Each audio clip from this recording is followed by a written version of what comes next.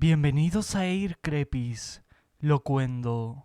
Este canal está dedicado a creepypastas largas locuendo, estas mismas no son para ver, sino, escuchar, mientras estás navegando, en Facebook, Twitter, haciendo tareas etc.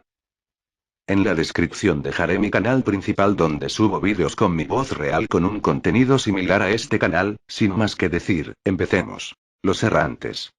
Hay ciertos juegos que simplemente han quedado en el olvido. Juegos antiguos, arcaicos, que han sido olvidados y reemplazados con sustitutivos como la Ouija o el juego de los cigarros. Pero para los que aún guardan aquel extraño misticismo de nuestros más lejanos ancestros, cuando contemplaban el fuego o el cielo estrellado en silencio, este juego es para ellos. Este ritual solía realizarse cuando se tenía la sospecha de que un ente no se había podido marchar del mundo terrenal, pero tampoco había podido perderse en la nada. Estaba condenado a vagar eternamente en el mundo. Comenzaba a andar de noche hasta el amanecer, moría con la luz del día y volvía a resurgir en la noche, yendo sin rumbo, intentando encontrar la paz. Estos entes son conocidos como errantes. Lo único que les guía es la luna, pues la persiguen eternamente, creyendo ingenuos que la alcanzarán. Pero, ¿qué sucede un día en el que la luna no aparece en el cielo? ¿A dónde irán? Eso es lo que vas a comprobar. Vas a intentar ayudar a los errantes a encontrar la paz. Una noche sin luna en la que te halles solo, abre todas las puertas y ventanas, exceptuando la puerta de entrada de tu casa y las de armarios, despensas, etc. Procura una habitación bien iluminada con una mesa y varias sillas, el número es irrelevante. El resto de la casa debe estar a oscuras. Una vez hayas hecho esto, escóndete muy bien y espera. Tal vez pasen 15 minutos, tal vez media hora, tal vez una hora entera y no los oirás, pero los sentirás venir. Los errantes han entrado a tu casa. Bien escondido, no hagas ningún ruido. Harán un recorrido simple. Desde todas las habitaciones irán hasta el cuarto iluminado creyendo ingenuamente que lo que ven es la luz de la luna. Después, al ver que han llegado y no ha sucedido nada, volverán a hacer el mismo recorrido una y otra vez. Aquí viene la parte interesante. Estarán haciendo el recorrido hasta que comience a amanecer. Si cometiste el error de haberte escondido a medianoche, tendrás que aguantar. Te sugeriría que comenzaras el ritual 1 o 2 horas antes de que amanezca. Más tiempo solo sería peor para ti, y si es menos los errantes no tendrán tiempo para entrar. Durante todo el ritual, comenzarás a oír susurros por toda la casa. Al principio suaves, pero se irán haciendo cada vez más intensos y más numerosos hasta que sientas ganas de romper a llorar y salir de donde estás. Creo que sobra el sugerirte que ni se te ocurra hacerlo. Conforme estés más cerca del final, los errantes comenzarán a caminar cada vez más rápido, el susurro se hará cada vez más insoportable, y toda la casa comenzará a temblar de forma brutal. Están encerrados en tu casa, y comienza a amanecer. La cosa todavía se pone peor. Comenzarás a tener visiones en tu escondite. Familiares fallecidos, amigos que no ves desde hace mucho tiempo y dirán que te están esperando fuera, que gracias a tu ayuda han vuelto. Por muy convincente que suene, no les hagas caso. Te están tentando a que salgas del escondite. Si lo haces, los errantes correrán a por ti y serás uno de ellos.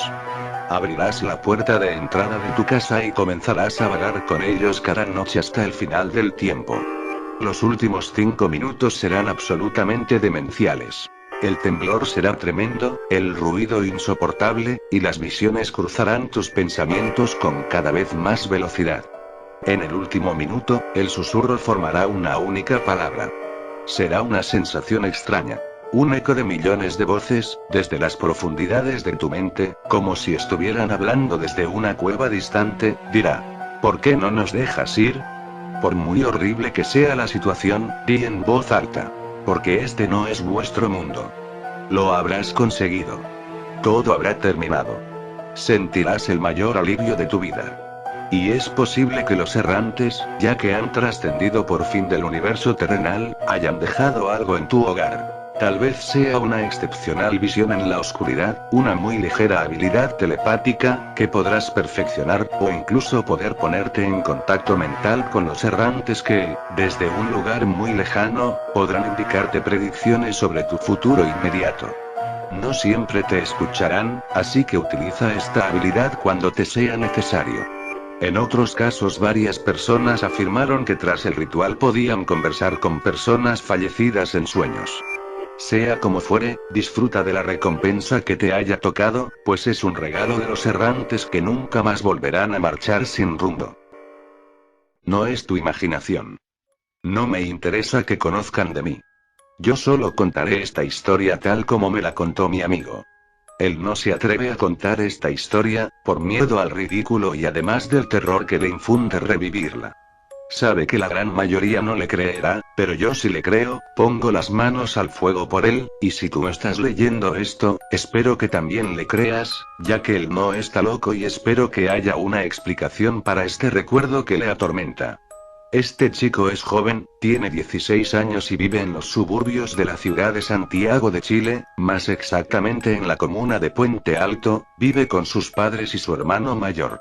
El chico es un joven completamente normal, sale con sus amigos, va a fiestas, le va bien en el colegio y no cree en fantasmas, ni en cosas sobrenaturales. Un fin de semana no tenía panoramas, todo absolutamente aburrido, era una fría noche de julio. Su hermano mayor, ya con 22 años, salió junto con sus amigos a beber, sus padres fueron a comprar a eso de las 8 de la noche, en Santiago de Chile en invierno, a esa hora ya está completamente oscuro, y el chico quedó solo. Vaya novedad. El chico siguió en lo suyo, viendo las redes sociales en su habitación en el segundo piso. Pasó un rato y siente que tocan la puerta del living. El chico va a ver pensando seguro a mis padres se les quedó algo o mi hermano llegó más temprano. Cuando el chico abre la puerta del living a ver quién era el que buscaba, se sorprende al ver que no había nadie. El chico no le dio importancia y volvió a lo suyo. Al rato, siente que golpean el ventanal del living que da al patio, y nuevamente el chico va a ver, enciende la luz del patio trasero y delantero y se pone a revisar, en caso que sea un animal hurgueteando en su patio, pero no consiguió encontrar nada. En este punto al chico algo le parecía extraño, le daba mala espina, pero el chico no era un niño que se asusta fácilmente y pensó que seguro su mente era la que estaba pasando una mala jugada. Dejó la luz encendida del living y subió al segundo piso a su habitación algo perturbado, tratando de no darle más vuelta al asunto. Volvieron a golpear, pero esta vez era la puerta de la cocina que daba al comedor, ese algo que lo estaba molestando logró entrar a la casa, pero el chico no le dio importancia. Los golpes ahora fueron peores, cada vez más fuerte y más fuerte, el chico frustrado, baja a ver qué ocurre. Se sorprende al ver que la luz del living estaba apagada, y que además los golpes pararon al llegar al lugar y que nuevamente nada. El chico decía a sí mismo con un poco de temor es mi imaginación. Harto de lo que ocurría, volvió a su habitación y cerró su puerta. Rápidamente siente que algo sube las escaleras con una rapidez y una fuerza increíble y comienza a golpear la puerta de su habitación. El chico solo atinó a ponerse los audífonos al máximo volumen para ya no sentir los golpes, pero esto lo hizo peor, los golpes eran demasiado fuertes, parecía que iban a tumbar la puerta, ya no estaban tocando, estaban intentando entrar por la fuerza. El chico ya harto, pero muerto de miedo, se armó de coraje y de valor y fue a enfrentarse a lo que estaba detrás de la puerta, fuera lo que fuera, sea como sea, abrió la puerta y... nada. Ahora golpeaban la ventana como diablos era posible. Estoy en segundo piso, es imposible que alcancen la ventana por fuera, pensó el chico temeroso, intentó salir del cuarto, pero la puerta se cerró y se trancó, por lo cual el chico debió quedar en la habitación y él se repetía a sí mismo es mi imaginación, es mi imaginación, es mi primera imaginación, los golpes en la ventana no cesaban, al contrario, eran cada vez más y más fuertes, se reventó el foco que iluminaba su cuarto, en cualquier momento se iba a reventar el vidrio de la ventana del cuarto y el chico seguía diciéndose a sí mismo es mi imaginación, hasta que finalmente paró. El chico aliviado, pero tiritando de miedo, coge su celular, alumbrando con la linterna de esta, abrió las cortinas, solo para ver un mensaje que le habían dejado en su ventana. El horror que me dijo mi amigo al momento de verlo fue el más grande de toda su vida. El mensaje escrito a dedo por Carbón Mollín, que se lograba ver con claridad, era claro. No es tu imaginación. Una visita inesperada. Era un 15 de mayo en una granja a las afueras de una gran ciudad. David, el granjero, hacía todo lo posible por mantener vivas las cosechas en una de las peores sequías en esa década, aunque los tiempos eran duros. Con mucho esfuerzo y apoyo de su familia, él había conseguido mantenerse en pie y lograr abastecer de comida a casi toda la ciudad. Todos los admiraban por ello. David, al terminar la jornada diaria, se dispuso a entrar en la cama. Poco a poco sus ojos se cerraron y su mente dejó de pensar en lo que tenía que hacer mañana. Se dejó llevar por la dulce comodidad de su cama mientras la luz de la luna iluminaba tenuemente su habitación en color azul. Pronto los sonidos de los insectos nocturnos dejaron de sonar en su mente. De forma tranquila se dejó vencer por el sueño. Su último pensamiento fue lo gratificante y placentera que era su vida, porque el esfuerzo que ponía en su trabajo, lejos de hacerla estresante, la hacía realmente placentera para él.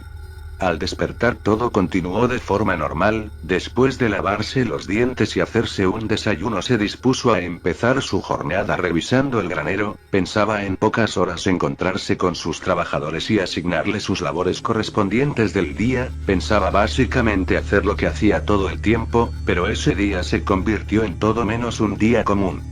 Rápidamente tomó las llaves del granero y con paso rápido fue hasta la gran estructura. Fue toda una sorpresa para él encontrarse con pilas y pilas de la comida que había almacenado durante meses en dicho lugar.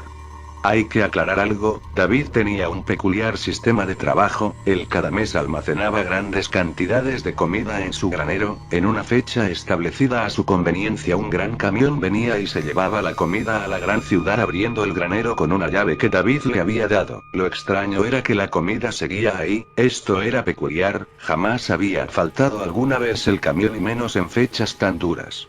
Inicialmente David sintió intranquilidad, mas sin embargo después de razonarlo un poco llegó a la conclusión de que tal vez simplemente había olvidado la fecha. Quizá la noche de ese día vendrían a buscar la comida y él se despertaría a mitad de la noche solo para decirles que hicieran menos ruido. No había de qué preocuparse. David alimentaba a los cerdos cuando se percató de la hora que era. Ya era mediodía y debían estar pasando su noticiero favorito. Él rápidamente soltó el cubo y corrió hasta su caza a encender la televisión. Se sentó cómodamente en su sillón y presionó el botón de encendido del control remoto. La televisión no respondió.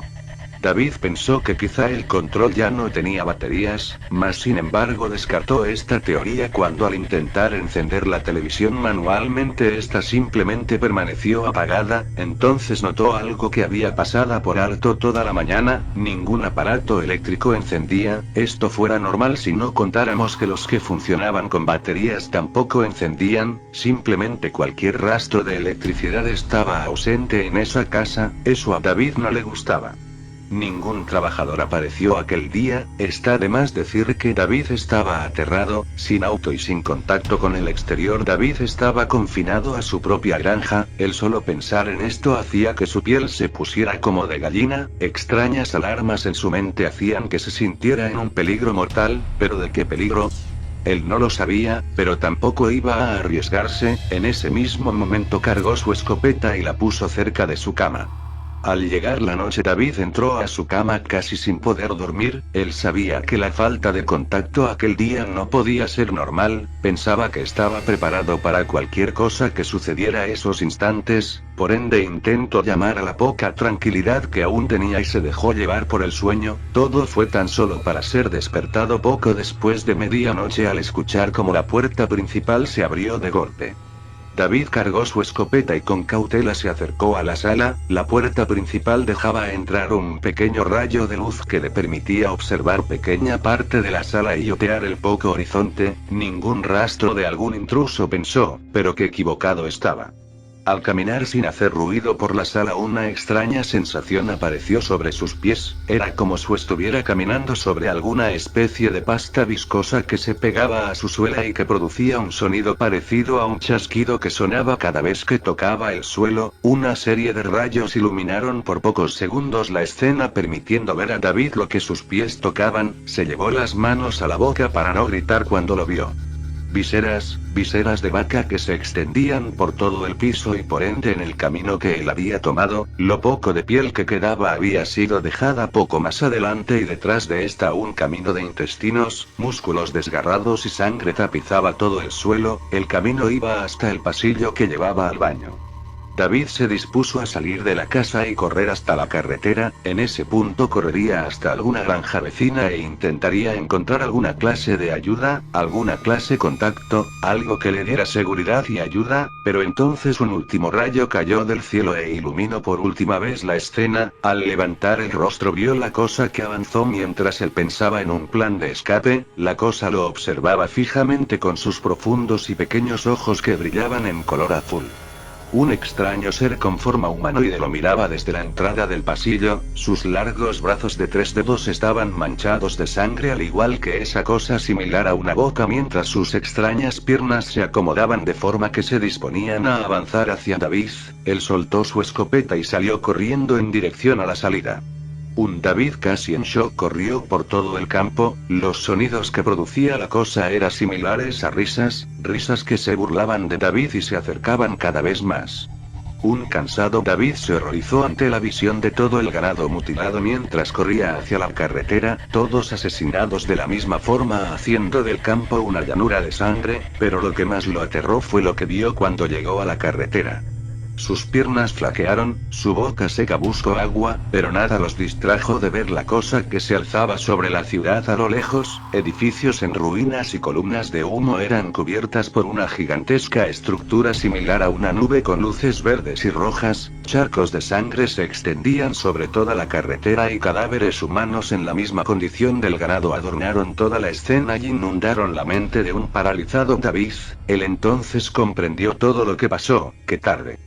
Unas manos de 3 dedos totalmente cubiertas de sangre lo tomaron por sus hombros y lo jalaron. Esperando a que duerma. Fue un día como ningún otro. Totalmente cansado, con la ropa sucia y cada músculo de mi cuerpo estirado. El trabajo de mozo no era exactamente llevar y traer los platos con comida, era más que eso, y cualquiera que tiene un trabajo de mozo en el Hotel Westin sabe a qué me refiero. Bueno, esa noche me tiré rendido a mi cama para descansar y disfrutar del sueño. Esa noche no me fue fácil dormir, por lo que muchas veces me levanté y fui al baño a mojarme la cara o a tomar un vaso de agua.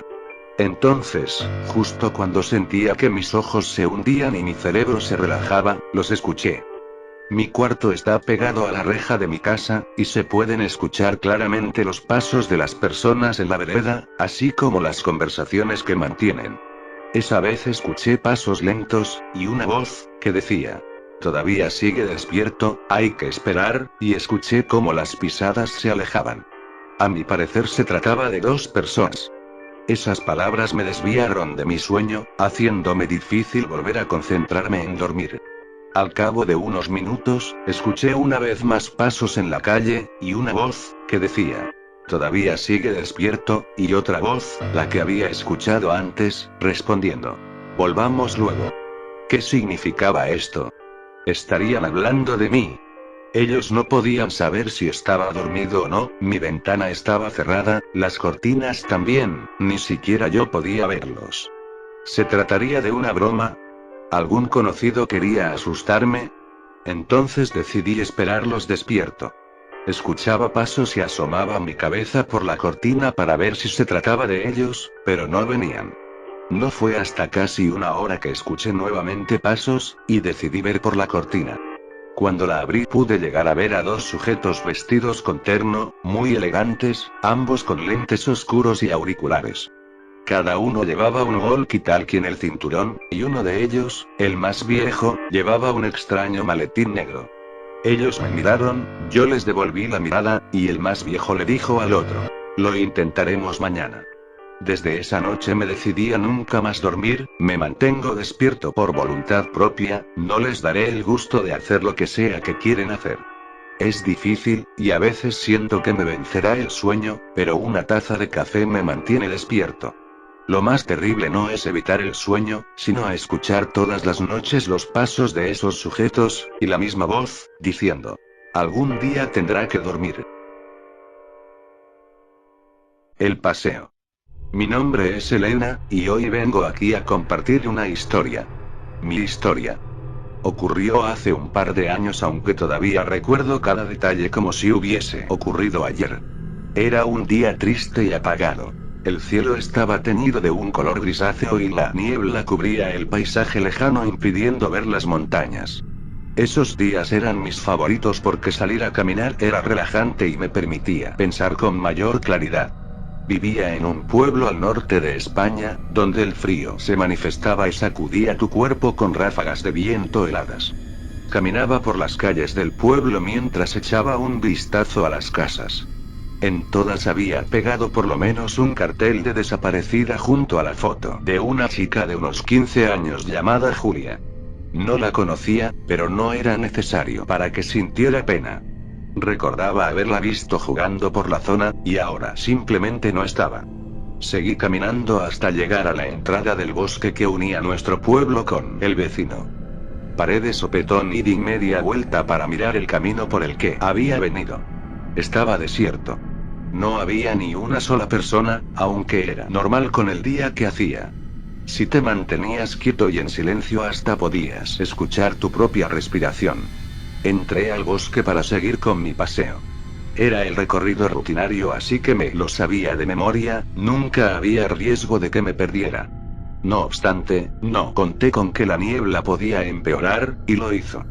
En cuestión de minutos me encontré rodeada de árboles sin ver más allá de 5 metros desde donde estaba. A partir de aquella distancia todo se camuflaba por la niebla. Confié en mi sentido de la orientación y seguí caminando hasta que algo colisionó con fuerza contra mi espalda. Estuve a punto de ir a parar al suelo, pero pude recobrar el equilibrio a tiempo. No era algo, sino alguien. Una chica venía corriendo, pero se detuvo al chocar contra mi espalda. Estaba riendo y sus mejillas tenían un color rosado debido al frío. Lo siento, es que no quiero que me pille, dijo sonriente y siguió corriendo hasta desaparecer entre la niebla. Su cara me sonaba extremadamente familiar, aunque no recordaba de qué. Seguí caminando hasta que caí en la cuenta. Tenía un parecido macabro con la niña que había desaparecido. Julia. De repente mi pulso se aceleró y comencé a caminar con mayor rapidez para tratar de encontrar a la chica. No podía ser ella. No podía. Cada vez que pensaba en su cara la recordaba más deformada. Su piel pálida y sonrojada pasaba a estar putrefacta. Su expresión sonriente ahora era una angustiosa y sus ojos eran 2 agujeros negros de los que caían hilos de sangre. Trataba de recordarla como la vi, pero cada vez su cuerpo parecía descomponerse más y más rápidamente. Mi cerebro me estaba jugando una mala pasada. Seguí corriendo, pero no había nada ni nadie. Solo árboles y niebla. Más árboles y más niebla. Estaba empezando a encontrarme mal. Tenía que irme, seguramente solo había sido mi fruto de mi imaginación y cansancio acumulado. Volví siguiendo las huellas de mis zapatos, pero me paré al ver que había gotas de sangre sobre una de las huellas. Me agaché para mirar de cerca y noté como algo ligero caía sobre mi mejilla. Toqué la zona y miré mi dedo. Era sangre. Al mirar arriba me encontré con el cuerpo colgado de Julia. Su vestido blanco ahora era rojo debido a la sangre y los ojos ya no estaban en su lugar. En cambio, había 2 agujeros negros como el carbón, pues la sangre de las cuencas se había secado. Tenía una expresión de horror con la boca abierta y torcida. Su mandíbula estaba rota y el resto de la cara mutilada con cortes profundos y arañazos superficiales. Su rostro apenas era reconocible, y yo nunca hubiera sabido que era ella de no ser porque acababa de verla corriendo con el mismo vestido. Pero, ¿cómo podía ser eso posible siquiera? Un olor putrefacto inundó mi nariz, indicando que Julia estaba empezando a descomponerse y lo hacía cada vez más rápido. Me alejé del lugar antes de vomitar y corrí siguiendo mis huellas. Mantenía la mirada recta porque de vez en cuando reconocía una figura extraña por el rabillo del ojo. A veces a la derecha, a veces a la izquierda, a veces lejos, a veces cerca, pero siempre era la misma. Una figura alta, negra y robusta. Quieta. Observándome. Volví al pueblo y una vez en casa le conté a mi familia todo lo que había visto, aunque apenas podía juntar palabras sin comenzar a temblar y recordar la cara descompuesta de Julia. Cuando terminé de hablar llamamos a la policía para que hiciera la búsqueda correspondiente por el bosque. Jamás encontraron el cuerpo. Dr. Smiley. Hola, mi nombre es Dr. Smiley. No es necesario decir que no soy tu doctor de siempre, a diferencia de los doctores de los hospitales, de hoy en día, quienes hacen su mejor esfuerzo para engañar a la muerte. Yo, por otro lado, le doy la bienvenida a la muerte y ayudo a mis pacientes a aceptarla. Porque justo el otro día encontré a una joven en la calle, parecía como si estuviera muriendo lentamente de anorexia. Así que le sonreí, besé su mano, y prometí ayudarla. Estaba encantada y me siguió mientras la guiaba a mi oficina. Un pequeño edificio en las afueras de la ciudad, probablemente lo has visto antes, y el que tiene persianas colgando de un pequeño pedazo de madera o metal, la pintura blanca desgastándose en la pared, el que tiene el plástico y el cartón cubriendo las ventanas y el que tú siempre asumiste estaba vacío, y llamo a este edificio mi hogar y mi clínica, ayudo a todos mis pacientes aquí. Después de que regreso a mi clínica con la chica, ella estaba un poco asustada, pensé que era tierna, como un pequeño ratón. Tan solo le di mi dulce sonrisa de siempre y jalé de su mano delicadamente, fácilmente tiré de ella llevándola a mi pequeña sala de estar. Solté su mano y aseguré la puerta detrás de nosotros. Ella entró en pánico cuando se dio cuenta de las manchas de sangre en mi viejo sofá. Oh, no te preocupes, es solo que tuve que realizar una operación de emergencia ahí. Dije tratando de retener una pequeña risa de excitación. La llevé a mi salón de operaciones y le dije que se pusiera en mi pequeña mesa de operaciones. Ella se acostó luciendo aún asustada e insegura. Miro alrededor de la habitación hacia todos los frascos de pastillas y jarros de líquidos que surcaban las paredes y advirtió uno de mis especímenes. ¿Qué es eso? Chilló mientras apuntaba uno de los frascos. Mire al pequeño frasco sin inmutarme de mi trabajo. Eso, mi querida, es un espécimen de mi último paciente. Ella tenía una dolencia que causaba que sus glóbulos comenzaran a morir y pronto todo su cuerpo comenzó a apagarse. Ella jadeó y se incorporó. Trató de correr, pero afortunadamente para ella, acababa de terminar de llenar mi jeringa con el líquido azulado que uso en todos mis pacientes. Giré agarrando su muñeca y tirándola de espaldas, apuñalando su cuello con la aguja e inyectando el líquido. SHHH, y no tengas miedo y estoy aquí para ayudarte, susurré en su oído con una sonrisa lo suficientemente amplia para dejar ver mis dientes afilados. Abrió su boca para gritar pero solo pudo dejar salir un suspiro. Entonces, cayó en un profundo sueño. Continué preparando la cirugía, lento, haciendo brillar a todos mis instrumentos. Puse todo en una plataforma al lado de su cama, donde se sentaba apoyada por almohadas y atada por esposas. Un quejido llamó mi atención y me reí. Bienvenida, dormilona, y dije colocando la última herramienta en la mesa. Abrió sus ojos y comenzó a retorcerse contra sus cadenas y yo solo chasqué la lengua. ¿Que no se da cuenta de que estoy tratando de ayudarla? Tomé mi escalpelo y empecé a trabajar en ella, hurgando en su interior mientras ella sangraba y se retorcía. Usualmente trato de mantenerlas vivas mientras las examino, es más divertido de esta manera, viendo a los órganos tratando de seguir funcionando incluso cuando están expuestos al mundo. Después de que abrí su estómago y su riñón, finalmente me aburrí, corté una pequeña pieza de entrañas y la dejé caer en un frasco. Un nuevo espécimen para mi colección, pensé en voz alta con una gran sonrisa. Estaba teniendo espasmos ahora, sangre goteando desde su boca y sus ojos ruedan hacia el interior de su cabeza. Sofoque una risita, sus últimos momentos siempre me parecen divertidos. Con ese pensamiento hundí mi escalpelo en el aún latente corazón. La herida rebosó de sangre y la chica claudicó. Sonreí lamiendo mis labios, otra exitosa cirugía y... La verdad de las verdades. La verdad de las verdades. Yo era una persona que buscaba la verdad constantemente. Una persona que nunca se conformó con la religión que le habían impuesto desde pequeño. Viajé por muchas religiones, pero ninguna me convenció, ninguna tenía la verdad que estaba buscando, así que decidí volverme ateo. Estuve bastante tiempo siendo ateo, ninguna religión me preocupaba y buscaba todo el sustento de la verdad en la ciencia. Pero, como siempre, había cosas que la ciencia no podía explicar aún, y eso me intrigaba, tenía el ansia de saber todo. Y buscando, encontré una religión que ya no existe, una religión que fue practicada hace mucho, pero ya casi no quedan rastros de ella. El paganismo, la brujería de la naturaleza, o la Wicca, como muchos la llaman. Me intrigó tanto que empecé a bajar libros y libros difíciles de encontrar y me puse a leerlos, pese a que estaban en otros idiomas. Al final comencé a creer de verdad y empecé a hacer los rituales de brujería. Para este tipo de religión pagana se necesita un altar, que puede ser una pequeña mesa de madera en tu cuarto.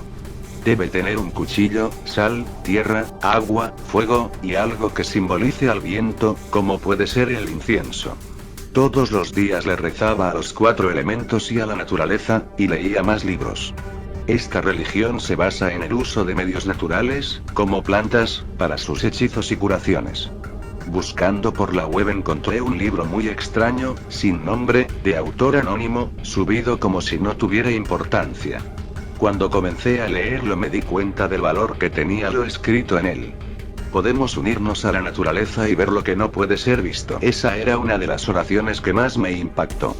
¿Cómo puedo ver lo que no puede ser visto? ¿Cómo puedo ver la verdad?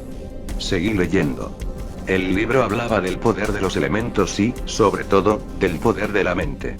El propósito de los 2 primeros capítulos era convencerte de que podías ver más allá de la realidad aparente, podías mezclarte con las corrientes invisibles y ver a través del manto que ciega a la humanidad. Mis ansias por saber me hicieron creérmelo. El tercer capítulo daba las instrucciones a seguir para lograr la primera comunicación con el más allá. El poder de la mente es ilimitado, pero está cubierto por un manto que limita sus capacidades. Los 4 elementos y el poder de la naturaleza pueden eliminar ese manto. Entonces, y solo entonces, podrás ver la verdad de las verdades. Debes seguir las instrucciones en solitario y en secreto, pues aunque no sea necesario, es una medida para que no intervengan los pensamientos de otras personas. Primero debes preparar el altar como es debido. Coloca el fuego apuntando hacia el sur. Coloca el viento y la tierra en lugares opuestos de la mesa. Y coloca el agua apuntando hacia el norte. Coloca una planta, ya sea pequeña o grande, en el centro. Y no te olvides de llevar contigo una taza de sal. El cuchillo a un lado de la mesa y la madera al otro lado. Ahora tu altar está completo. Necesitas estar solo en tu habitación, preferiblemente de noche, cuando el silencio y la tranquilidad predominen. No debe haber ningún ruido interruptor. Siéntate, relájate, respira. Siente el oxígeno entrando en tus pulmones. Ahora pronuncia 7 veces estas palabras.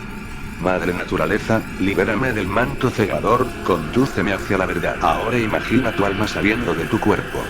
Imagina que poco a poco puedes liberarte de ese cuerpo de carne y hueso y viajar más allá.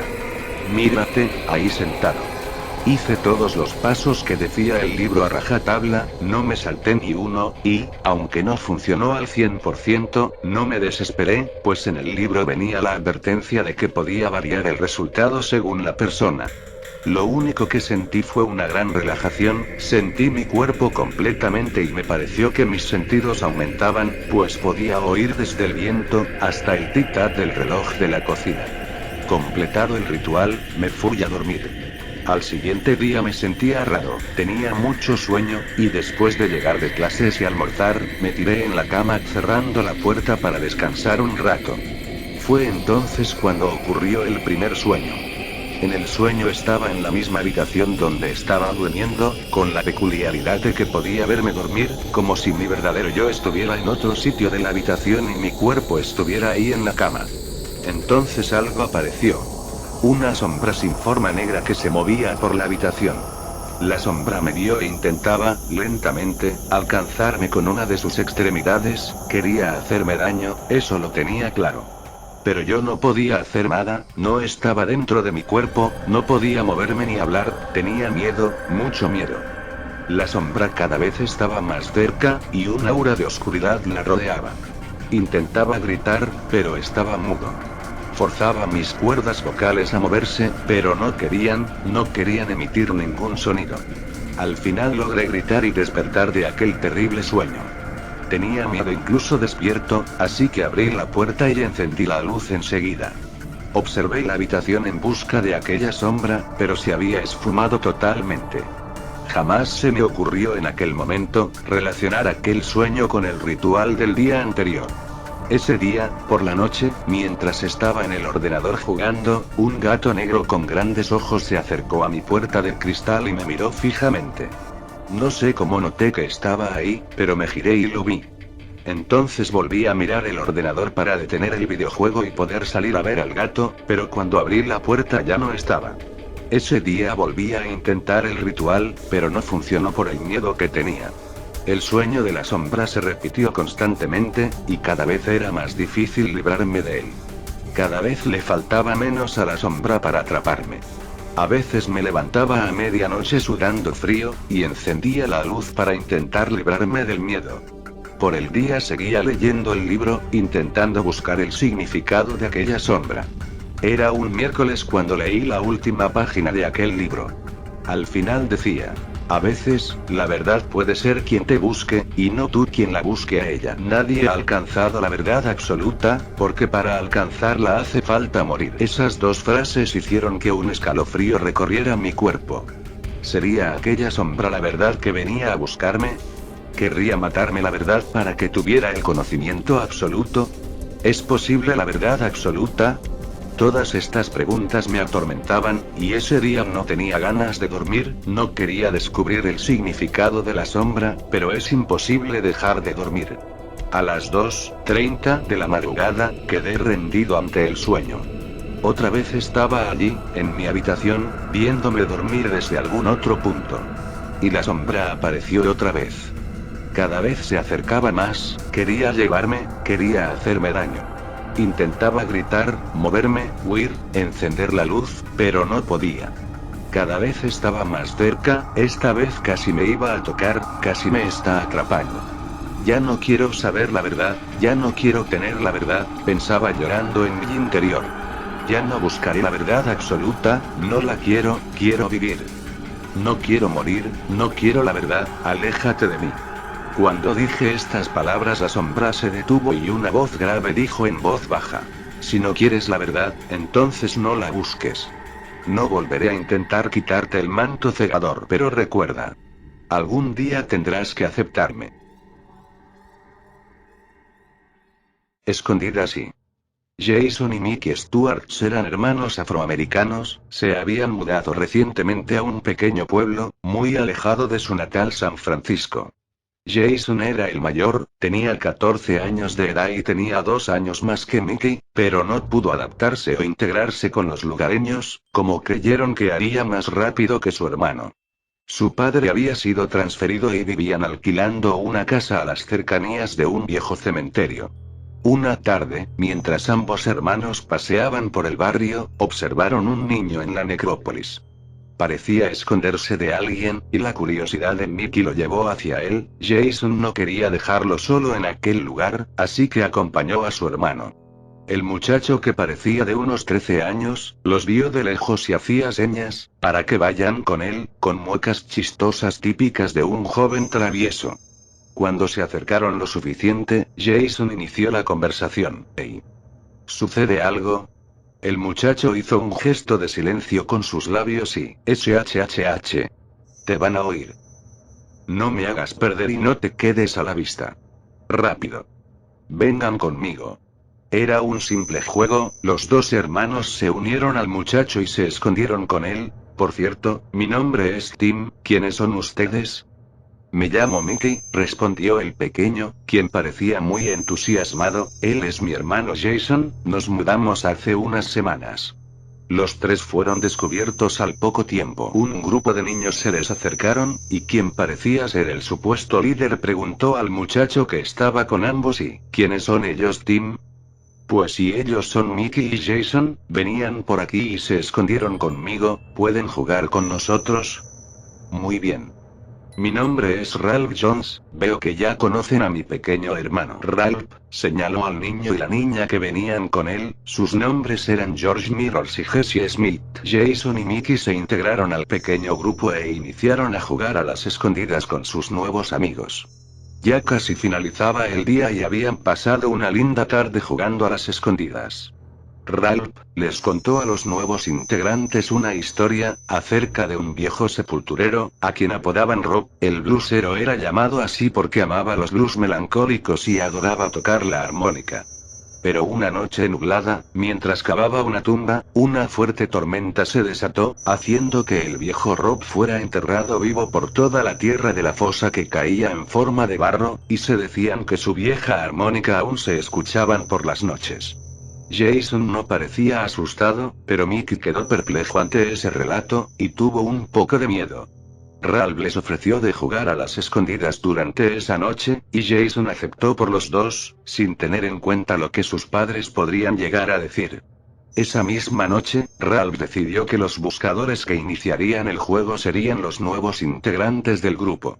Rápidamente sus nuevos amigos se disiparon por todo el cementerio dejándolos en la oscuridad con una pequeña linterna.